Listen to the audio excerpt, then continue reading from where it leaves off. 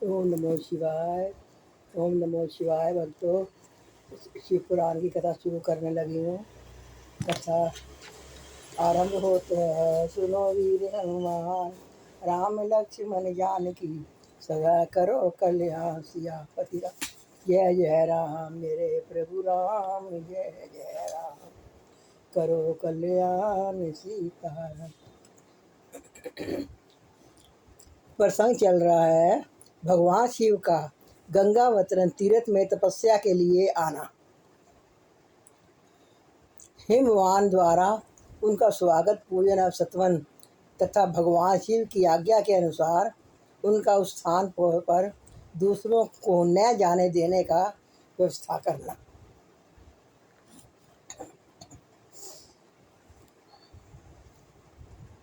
ब्रह्मा जी कहते हैं, नारद,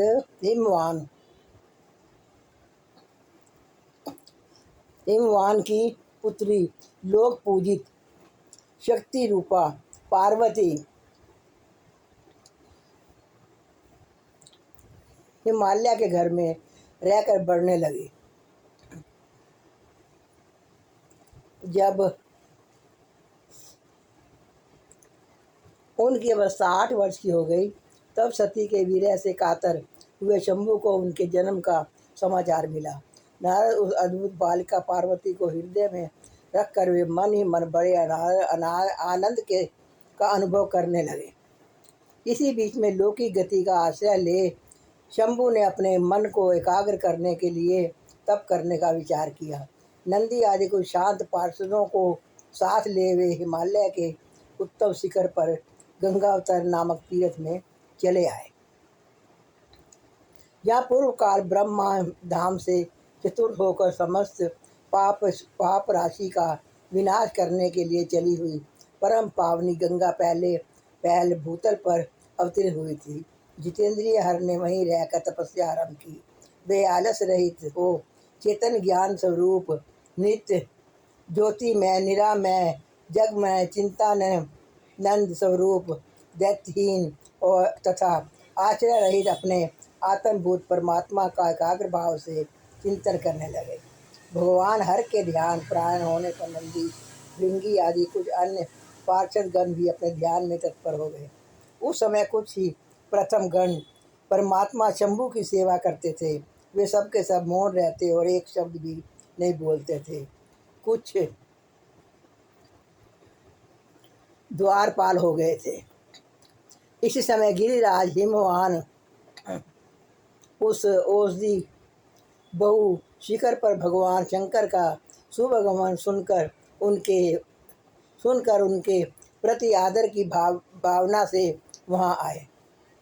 आकर सेवकों सहित गिरिराज ने भगवान रुद्र को प्रणाम किया, उनकी पूजा की और अत्यंत प्रसन्न हो हाथ जोड़ उनका सुंदर स्तवन किया।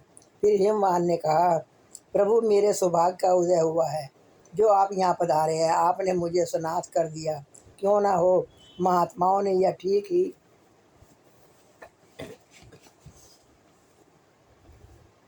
वर्णन किया है कि आप दीन वंशज हैं।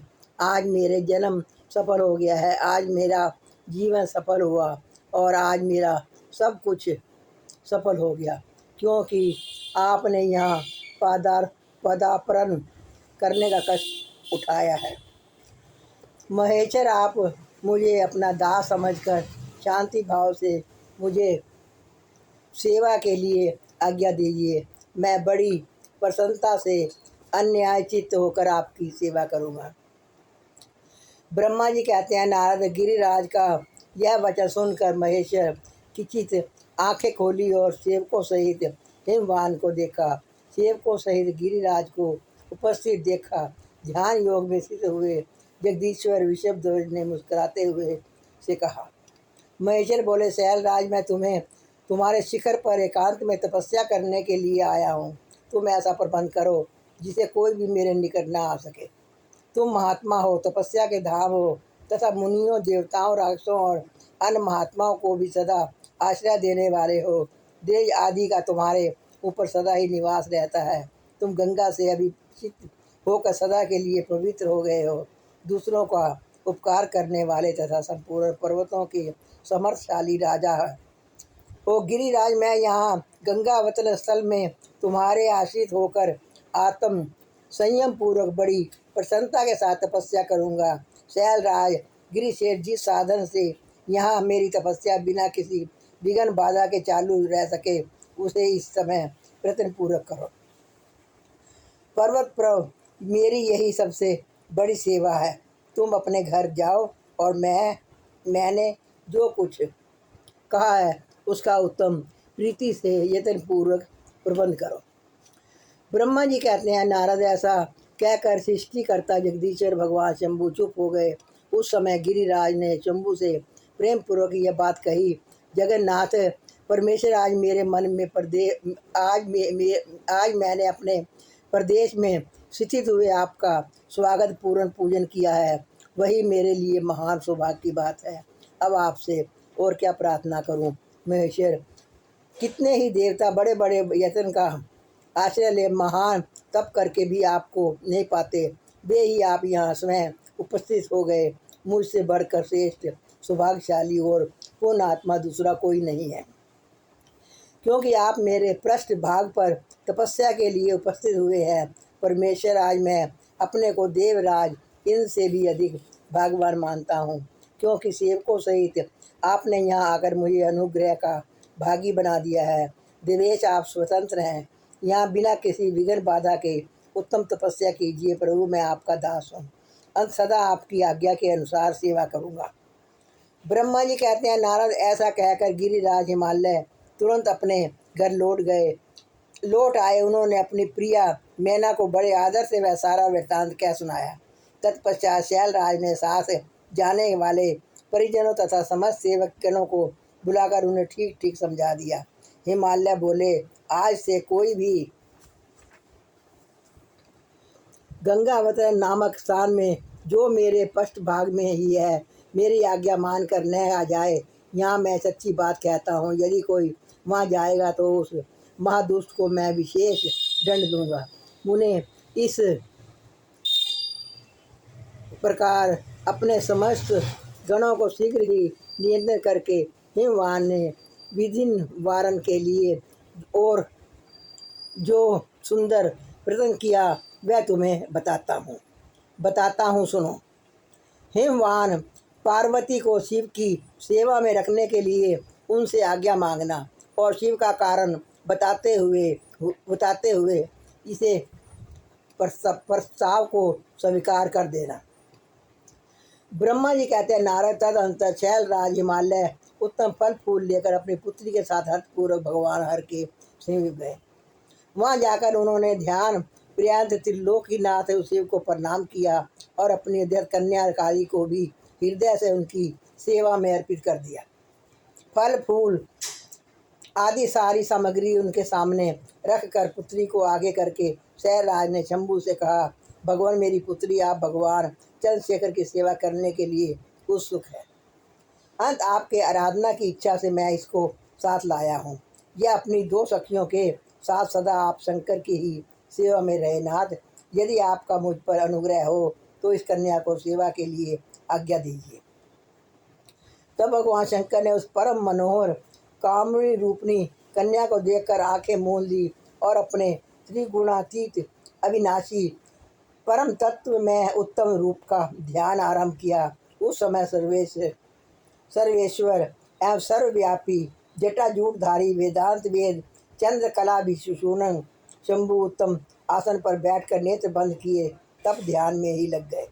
यह देख हिमालय ने मस्तक झुकाकर पुनः उनके चरणों में प्रणाम किया। यद्यपि उनके हृदय में दीनता नहीं थी, तो भी वे इस समय इस संयम में पड़ गए कि न जाने भगवान मेरी प्रार्थना स्वीकार करेंगे या नहीं।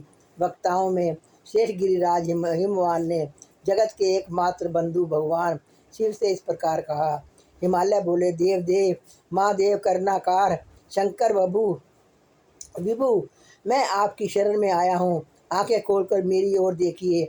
अब सर्व महेशान जगत को आनंद प्रदान करने वाली प्रभु महादेव, आप संपूर्ण आपत्तियों का निवारण करने वाले हैं। मैं आपको प्रणाम करता हूँ। स्वामी प्रभु, मैं अपनी इस पुत्री के साथ प्रतिदिन आपका दर्शन करने के लिए आऊँगा, इसके लिए आदेश दीजिए। उनकी ये बात सुनकर देव देव महेश्वर ने आंखें खोल कर ध्यान छोड़ दिया और कुछ सोच विचार कर कहा। महेश्वर बोले, गिरिराज, तुम अपनी इस कुमारी कन्या को घर में रखकर ही नित्य मेरे दर्शन को आ सकते हो, अन्यथा मेरा दर्शन नहीं हो सकता। महेश्वर की ऐसी बात सुनकर शिवा के पिता हेमवान मस्तक झुकाकर उन भगवान शिव से बोले, प्रभु यह तो बताइए किस कारण से मैं इस कन्या के साथ आपके दर्शन के लिए नहीं आ सकता? क्या यह आपकी सेवा के योग नहीं है? फिर इसे नहीं लाने का क्या कारण है? यह मेरी समझ में नहीं आता। यह सुनकर भगवान विश्वध्वज शंभु हंसने लगे और विशेष से दुष्ट योगियों को लोकाचार का दर्शन कराते हुए हिमालय से बोले, शैलराज, यह कुमारी सुंदर कटी प्रदेश से सुशोभित तनमंडी चंद्रमुखी और शुभ लक्षणों से संपन्न है, इसलिए इसे मेरे समीप तुम्हें नहीं लाना चाहिए। इसके लिए मैं तुम्हें बारंबार रोकता हूँ। वेद के परमगत विद्वानों ने नारी को माया रूपनी कहा है। विशेषतः युवती स्त्री तो तपस्वी जनों को भी तप में विघ्न डालने वाली होती है। गिरिशेष, मैं तपस्वी योगी और सदा माया से लिप्त रहने वाला हूँ। मुझे युक्ति सृष्टि से क्या प्रयोजन है?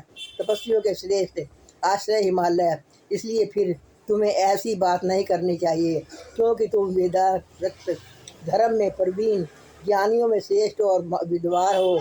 अचल राज, स्त्री के संग से मन में शीघ्र ही विषय वासना उत्पन्न हो जाती है, उससे वैराग नष्ट होता है और वैराग न होने से पुरुष उत्तम तपस्या से भ्रष्ट हो जाता है। इसलिए शहर तपस्वी को स्त्रियों का संग नहीं करना चाहिए, क्योंकि स्त्री महाविषय वासना की जड़ एवं ज्ञान वैराग का ना विनाश करने वाली होती है।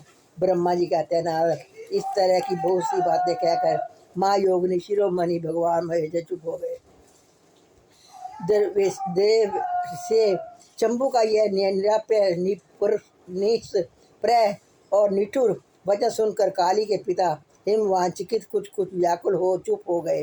तपस्वी शिव की कही बात सुनकर और गिरिराज हिमवान को चकित हुआ जानकर भवानी पार्वती उस समय भगवान शिव को प्रणाम करके विशेष वचन बोली।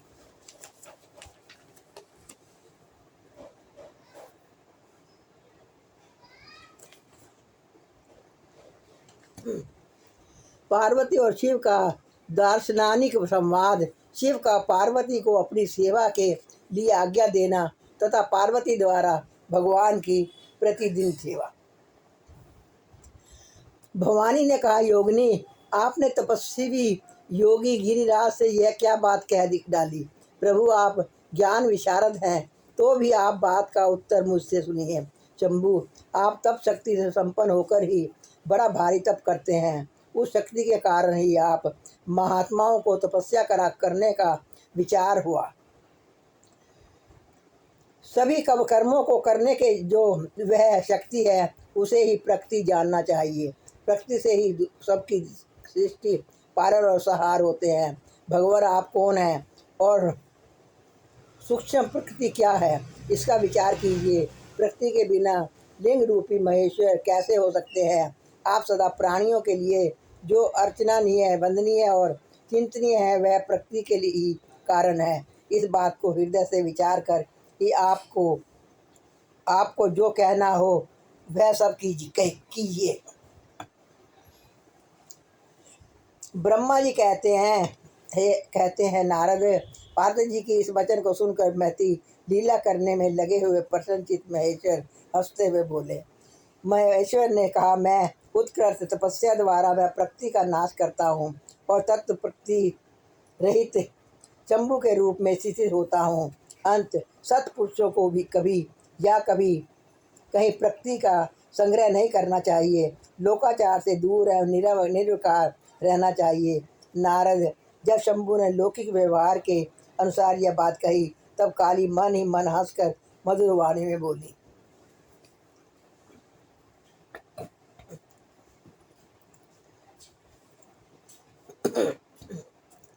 काली ने कहा, कल्याणकारी प्रभु योगिन, आपने यह बात कही है क्या वह पावनी प्रकृति नहीं है? फिर आप उससे परे क्यों नहीं हो गए? क्योंकि प्रकृति का सहारा लेकर बोलने लगे। इन सब बातों को विचार करके सात्विक दृष्टि से यथार्थ बात हो उसी को कहना चाहिए। यह सब कुछ सदा प्रकृति में बंधा हुआ है, इसलिए आपको न तो बोलना चाहिए और न कुछ कहना ही चाहिए, क्योंकि कहना और करना सब व्यवहार प्रकृति ही है। आप अपनी बुद्धि से इसको समझिए। आप जो कुछ सुनते, खाते, देखते और करते हैं वह सब प्रकृति का ही कार्य है। झूठे वाद विवाद करना व्यर्थ है। प्रभु शंभु, यदि आप प्रकृति से परे हैं तो इस समय इस हिमवान पर्वत पर आप तपस्या किस लिए करते हैं? हर प्रकृति ने आपको निगल लिया है। प्रकृति ने आपको निगल लिया है। अंत आप अपने स्वरूप को नहीं जानते। इस आप यदि अपने स्वरूप को जानते हैं तो किस लिए तप करते हैं? योगिन, मुझे आपके साथ वाद विवाद करने की क्या आवश्यकता है? प्रत्यक्ष प्रमाण उपलब्ध होने पर विद्वान पुरुष अनुमान प्रमाण को नहीं मानते। जो कुछ प्राणियों की इंद्रियों का विषय होता है वह सब ज्ञानी पुरुष को बुद्धि से विचार कर प्रकृति ही मानना चाहिए। योगीश्वर, बहुत कहने से क्या लाभ है? मेरी उत्तम बात सुनिए। मैं प्रकृति हूँ, आप पुरुष हैं। वह सत्य है, सत्य है, इसमें संशय नहीं। मेरे अनुग्रह से ही सैगुण और साकार माने गए हैं। मेरे बिना तो आप निरीह हैं। क्या मुझे नहीं कुछ मुझे भी नहीं कह सकते हैं? आप जितेंद्रिय होने पर भी प्रकृति के अधीन हो, सदा नाना प्रकार के कर्म करते रहते हो, फिर निर्विकार कैसे हो और मुझसे लिप्त कैसे नहीं? शंकर, यदि आप प्रकृति से परे हैं और यदि आपका यह कथन सत्य है तो आपको मेरे समीप होने भी डरना नहीं चाहिए।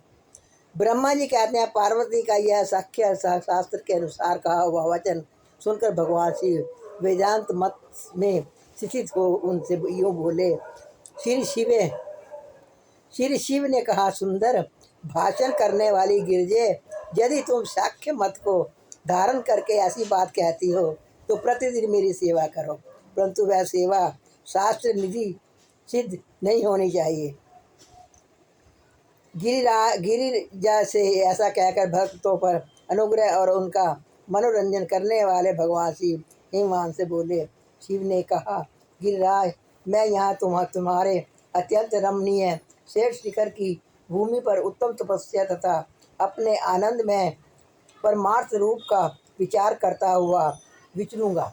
पर्वतराज, आप मुझे यहाँ तपस्या करने की अनुमति दें। आपकी अनुज्ञा के बिना कोई तप नहीं किया जा सकता। देवादिदेव शूलधारी भगवान शिव का यह कथा सुनकर हिमवान ने उन्हें प्रणाम करके कहा, महादेव, देवता, असुर और मनुष्य सहित संपूर्ण जगत तो आपका ही है। मैं तुच्छ होकर आपसे क्या कहूँ?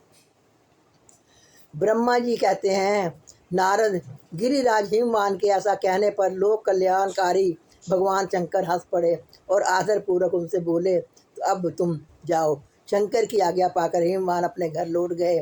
वे गिरिजा के साथ प्रतिदिन उनके दर्शन के लिए आते थे। काली अपने पिता के बिना भी दोनों सखियों के साथ निज शंकर जी के पास जाती और भक्तिपूर्वक उनकी सेवा लगी रहती। नंदीश्वर आदि कोई भी गण उन्हें रोकता नहीं था। तात महेश्वर के आदेश से ही ऐसा होता है। प्रत्येक गण पवित्रता पूर्वक रहकर उनकी आज्ञा का पालन करता है। जो विचार करने से परस्पर अभिसिद्ध होते हैं उन्हीं शिवा और शिव ने साख्य और वेदांत मत में स्थित हो जो कल्याणदायक संवाद किया है वह सर्वदा सुख देने वाला है। वह संवाद मैंने यहाँ कह सुनाया। इंद्रियातीत भगवान शंकर ने गिरिराज के कहने से उनका गौरव मानकर उनकी पुत्री को अपने पास रह कर सेवा करने के लिए स्वीकार कर लिया। काली अपनी दो सखियों के साथ चंद्रशेखर महादेव जी की सेवा के लिए प्रतिदिन आती जाती रहती थी। वे भगवान शंकर के चरण धोकर उस चरामत को पान करती थी। आग से तपाकर शुद्ध किए हुए वस्त्र से अथवा गर्म जल से धोए हुए वस्त्र के द्वारा उनके शरीर का मार्जन करती थी और उस मलती पहुँचती थी। फिर 16 उपचारों द्वारा विधिवत हर की पूजा करके बारंबार उनके चरणों में प्रणाम करने के लिए पर पश्चाताप प्रतिदिन पिता के घर लौट जाती नहीं रही। मुनिश्रेष्ठ, इस प्रकार ध्यान प्रायण शंकर की सेवा में लगी हुई शिवा का महान समय व्यतीत हो गया, तो भी वे अपनी इंद्रियों को संयम में रखकर पूर्ववत उनकी सेवा करती रही। महादेव जी ने जब फिर उन्हें अपनी सेवा में नित्य तत्पर देखा, तब वे दया से द्रवित हो उठे और इस प्रकार विचार करने लगे, यह काली अब तपस्या व्रत करेगी और इसमें गर्व का बीज नहीं रह जाएगा, तो मैं इसका पानी ग्रहण करूँगा। ऐसा विचार करके माँ लीला करने वाले महायोगी योगीश्वर भगवान भूतनाथ तत्काल ध्यान में स्थित हो गए। मुनि परमात्मा शिव जब ध्यान में लग गए, तब उनके हृदय में दूसरी कोई चिंता नहीं रह गई। काली प्रतिदिन महात्मा शिव के रूप का निरंतर चिंतन करती हुई उत्तम भक्ति भाव उनकी सेवा में लगी रही। ध्यान प्रायण भगवान हर शुद्ध भाव से वहाँ रहती हुई कालिका नित्य देखते थे, फिर भी पूर्व चिंता को भूलकर उन्हें देखते हुए भी नहीं देखते थे। इस बीच इंद्र आदि देवताओं तथा मुनियों ने ब्रह्मा जी की आज्ञा से कामदेव को वहाँ आदरपूर्वक भेजा। वे काम की प्रेरणा से काली का रुद्र के साथ संयोग कराना चाहते थे। उनके ऐसा करने में कारण यह था कि महाप्रक्रमी तारकासुर से वे बहुत पीड़ित थे और शंकर जी से कब किसी महान बलवान पुत्र की उत्पत्ति चाहते थे। कामदेव ने वहाँ पहुंचकर अपने सब उपायों को प्रयोग किया, परंतु महादेव जी के मन में तनिक भी क्षोभ नहीं हुआ। उल्टे उन्होंने कामदेव को जलाकर भस्म कर दिया। मुनि तब सती पार्वती भी गर्व रहित हो उनकी आज्ञा से बहुत बड़ी तपस्या करके शिवा को पति रूप में प्राप्त किया। फिर वे पार्वती और परमेश्वर परस्पर अत्यंत प्रेम से और प्रसन्नतापूर्वक रहने लगे। उन दोनों ने परोपकार में तत्पर रहकर देवताओं का महान कार्य सिद्ध किया। तारकासुर के सताए हुए देवताओं का ब्रह्मा जी को अपनी कष्ट कथा सुनाना, ब्रह्मा जी का उन्हें पार्वती के साथ शिव के विवाह के लिए उद्योग करने का आदेश देना, ब्रह्मा जी के समझाने से तारकासुर का स्वर्ग को छोड़ना और देवताओं का वहाँ रहकर लक्ष्य सिद्धि के लिए यत्नशील होना। सूर्य जी कहते हैं, तदंतर नारद जी के पूछने पर पार्वती के विवाह के विस्तृत प्रसंग को उपस्थित करके हुए ब्रह्मा जी ने तारकासुर की उत्पत्ति, उसके उग्र तप, मनोवांछी वर प्राप्ति तथा देवता और असुर देवों को सबको जीतकर स्वयं इंद्र पद पर प्रतिष्ठित हो जाने की कथा सुनाई। तत्पश्चात ब्रह्मा जी ने कहा, तारकासुर 3 लोकों का अपने वश में करके जब स्वयं इंद्र हो गया, तब उसके समान दूसरा कोई शासक नहीं रह गया। वह जितेंद्रीय असुर त्रिभुवन का एकमात्र स्वामी होकर अद्भुत ढंग से राज्य का संचालन करने लगा। उसने समस्त देवताओं को निकाल कर उनकी जगह दैत्यों को स्थापित कर दिया और विद्याधर आदि देव योनियों को स्वयं अपने कर्म में लगाया। मुने तदंतर तारकासुर के सताए हुए इंद्र आदि संपूर्ण देवता अत्यंत व्याकुल हो अनाथ होकर मेरी शरण में आए। उन सब ने मुझे प्रजापति को प्रणाम करके बड़ी भक्ति से मेरे स्तुति किया और अपने दारुण दुख की बात बताकर कहा, प्रभु आप ही हमारी गति हैं, आप ही यह कर्तव्य का उपदेश देने वाले हैं और आप ही हमारे दाता हैं, उद्धारक हैं। इस हम सब देवता तारकासुर नामक अग्नि में जलकर अत्यंत व्याकुल हो रहे हैं। जैसे सन्निपात रोग में प्रबल औषधियों भी निर्बल हो जाती हैं, उसी प्रकार उस असुर ने हमारे सभी कुरूप उपयोगों को बलहीन बना दिया है। भगवान विष्णु के सुदर्शन चक्र भी हमारी विजय की आशा अवलंबित रहती है, परंतु वह भी उसके कंठ पर कुठित हो गया। उसके गले में पड़कर वह ऐसा प्रतीत होने लगा था मानो उस असुर को फूलों की माला पहनाई गई है। मुनि देवताओं का यह कथा सुनकर मैंने उन समयोचित बात कही। देवताओं, मेरे ही वरदान से दैत्य तारकासुर इतना बढ़ गया है, अंत मेरे हाथों ही उसका वध होना उचित नहीं। जो जिससे पल कर बड़ा हो, उसका उसी के द्वारा वध होना योग्य कार्य नहीं है। विष के वृक्ष को भी यदि स्वयं सींच कर बड़ा किया गया हो तो उसे स्वयं काटना अनुचित माना गया है। तुम लोगों का सारा कार्य करने के योग्य भगवान शंकर हैं, किंतु वे तुम्हारे कहने पर भी स्वयं उस असुर का सामना नहीं कर सकते। तारक, दैत्य स्वयं अपने पाप से नष्ट होगा। मैं जैसा उपदेश करता हूँ तुम वैसा कार्य करो। मेरे वर के प्रभाव से न मैं तारकासुर का वध कर सकता हूँ, न भगवान विष्णु कर सकते हैं, और न भगवान शंकर ही उसका वध कर सकते हैं। दूसरा कोई वीर पुरुष अथवा सारे देवता मिलकर भी उसे नहीं मार सकते।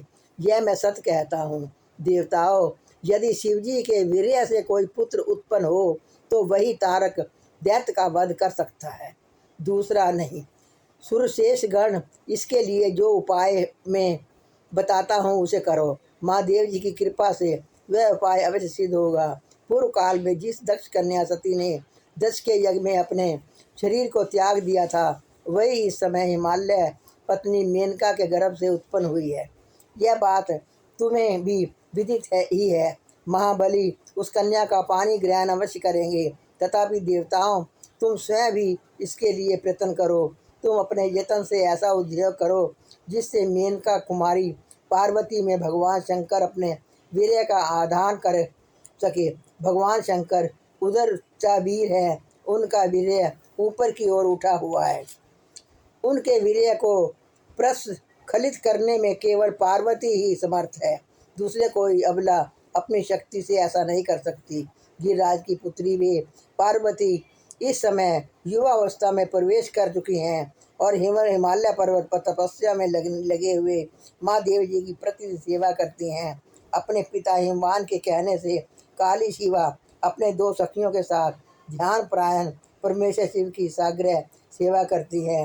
तीनों लोकों में सबसे अधिक सुंदरी पार्वती शिव के सामने रहकर प्रतिदिन उनकी पूजा करती है।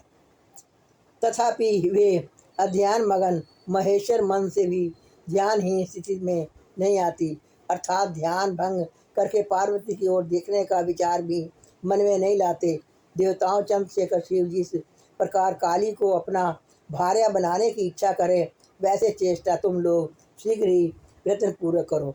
मैं उस दैत्य के स्थान पर जाकर तारकासुर को बुरे हट से हटने की चेष्टा करूँगा। तब तुम लोग अपने स्थान को जाओ। नारद देवताओं से ऐसा कहकर कि मैं शीघ्र ही तारकासुर से मिला और बड़े प्रेम से बुलाकर मैंने इससे इस प्रकार कहा, तारका, यह स्वर्ग हमारे तेज का सार तत्व है, परंतु तुम यहाँ के राजा का पालन कर रहे हो। जिसके लिए तुमने उत्तम तपस्या की थी उससे अधिक चाहने लगे हो। मैंने तुम्हें इससे छोटा ही वर दिया था, स्वर्ग का राज्य कदापि नहीं दिया था, इसलिए तुम स्वर्ग को छोड़कर पृथ्वी पर राज करो। असुर श्रेष्ठ, देवताओं के योग जितने भी कार्य हैं वे सब कुछ तुम्हें वहीं सुलभ होंगे, इसमें अन्यथा विचार करने की आवश्यकता नहीं है। ऐसा कहकर उस असुर को समझाने के बाद मैं शिवा और शिव का स्मरण करके वहाँ से अद्भुत हो गया। तारकासुर भी स्वर्ग को छोड़कर पृथ्वी पर आ गया और सोनिकपुर में रहकर वह राज करने लगा। फिर सब देवता भी मेरी बात सुनकर मुझे प्रणाम करके इंद्र के साथ प्रसन्नतापूर्वक बड़ी सावधानी के साथ इंद्रलोक में गए। वहाँ जाकर परस्पर मिलकर आपस में सलाह करके वे सब देवता इंद्र से प्रेम पूर्वक बोले, भगवान शिव की सेवा में जैसे भी काम मूलक रुचि हो वैसा ब्रह्मा जी का बताया हुआ सारा प्रयत्न आपको करना चाहिए। इस प्रकार देवराज इंद्र से संपूर्ण वृत्तांत निवेदन करके वे देवता प्रसन्नतापूर्वक सब और अपने अपने स्थान को चले गए।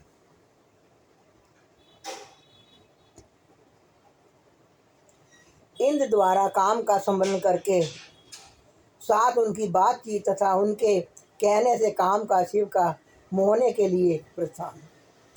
ब्रह्मा जी कहते हैं, नारद देवताओं के चले जाने पर दुरात्मा तारका दैत्य से पीड़ित हुए इंद्र से कामदेव का स्मरण किया। कामदेव तत्काल वहाँ आ पहुँचा। तब इंद्र ने मित्रा का धर्म बतलाते हुए काम से कहा, मित्र, काल वश साथ मुझ पर असाध्य दुख आ पड़ा है, उसे तुम बिना कोई भी दूर नहीं कर सकता। दाता की परीक्षा दुर्वीर में, सूरवीर की परीक्षा रणभूमि में, मित्र की परीक्षा आपत्ति काल में, तथा स्त्री की कुल की प्रतिज्ञा पति के असमर्थ हो जाने पर होती है। ता संकट पड़ने पर विनय की परीक्षा होती है, और परोक्ष में सत्य एवं उत्तम स्नेह की अन्यथा नहीं। यह मैंने सच्ची बात कही है। मित्रवर, इस समय मुझ पर जो विपत्ति आई है उसका निवारण दूसरे किसी से नहीं हो सकता। अंत आज तुम्हारी परीक्षा हो जाए। यह कार्य केवल मेरा ही है और मुझे ही सुख देने वाला है, ऐसी बात नहीं अपूर्ति। यह समस्त देवता आदि का कार्य है, इसमें संशय नहीं है। इंद्र की यह बात सुनकर कामदेव मुस्कुराए और प्रेम पूर्वक गंभीर वाणी में बोले। काम ने कहा, देवराज, आप ऐसी बात क्यों करते हैं?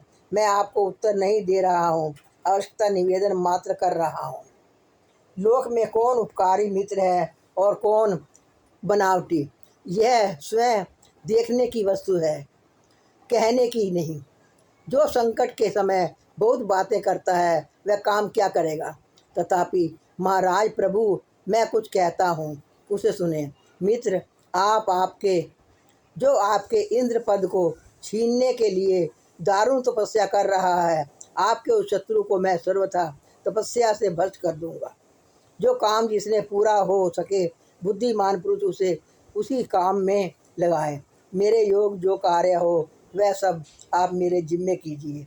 ब्रह्मा जी कहते हैं, कामदेव का यह कथा सुनकर इंद्र बड़े प्रसन्न से हुए और वे कामनियों को सुख देने वाले काम को प्रणाम करके उससे इस प्रकार बोले। इंद्र ने कहा, तात मनोभव, मैंने अपने मन में जिस कार्य को पूर्ण करने का उद्देश्य रखा है उसे सिद्ध करने में केवल तुम ही समर्थ हो। दूसरे किसी से उस कार्य का होना संभव नहीं है।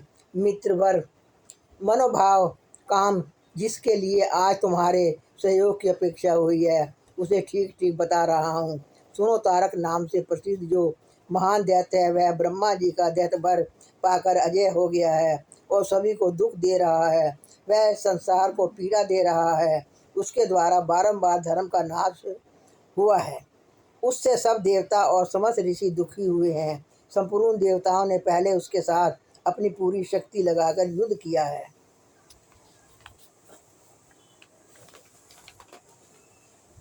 युद्ध किया था, परंतु उसके ऊपर उस सब के अस्त्र शस्त्र निष्फल हो गए हैं। जल के स्वामी वरुण का पाश टूट गया। श्री हरि का सुदर्शन चक्र भी वहाँ सफल न हुआ। श्री विष्णु ने उसके कंठ पर चक्र चलाया, किंतु वह वहाँ कुटित हो गया। ब्रह्मा जी ने महायोगीश्वर भगवान शंभु के वीर्य से उत्पन्न हुए बालक के हाथ से इस दुरात्मा दैत्य की मृत्यु बताई है। यह कार्य तुम्हें अच्छी तरह प्रयत्न पूर्वक करना चाहिए। मित्रवर, उसके हो जाने से हम देवताओं को बड़ा सुख मिलेगा। भगवान शंभु गिरिराज हिमालय पर उत्तम तपस्या में लगे हैं। वे हमारे भी प्रभु हैं, कामना के वश में नहीं है, स्वतंत्र परमेश्वर हैं। मैंने सुना है कि गिरिराज नंदिनी पार्वती पिता की आज्ञा पाकर अपनी दो सखियों के साथ उनके समीप रहकर उनकी सेवा में रहती है। उनका यह प्रयत्न महादेव जी को पति रूप में प्राप्त करने के लिए ही है, परंतु भगवान शिव अपने मन को संशय नियम से वश में रखते हैं। मार जिस तरह भी उनकी पार्वती में अत्यंत रुचि हो जाए, तुम्हें वैसा ही प्रयत्न करना चाहिए। यही कार्य करके तुम कृतार्थ हो जाओ और हमारा सारा दुख नष्ट हो जाएगा। इतना ही नहीं, लोक में तुम्हारा स्थायी प्रताप फैल जाएगा। ब्रह्मा जी कहते हैं, नारद, इंद्र के ऐसा कहने पर कामदेव का मुखारबिंद प्रसन्नता से खिल उठा। उसने देवराज से प्रेम पूर्वक कहा, मैं इस कार्य को करूँगा, इससे संशय नहीं है। ऐसा कहकर शिव जी की माया से मोहित हुए काम ने उस कार्य के लिए स्वीकृति दे दी और शीघ्र ही उसका भार ले लिया। वह अपनी पत्नी रति और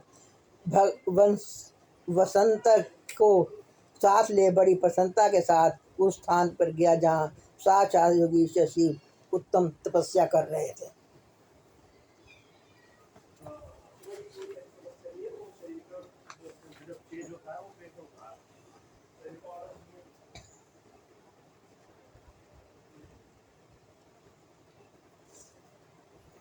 कथा समाप्त होते हैं।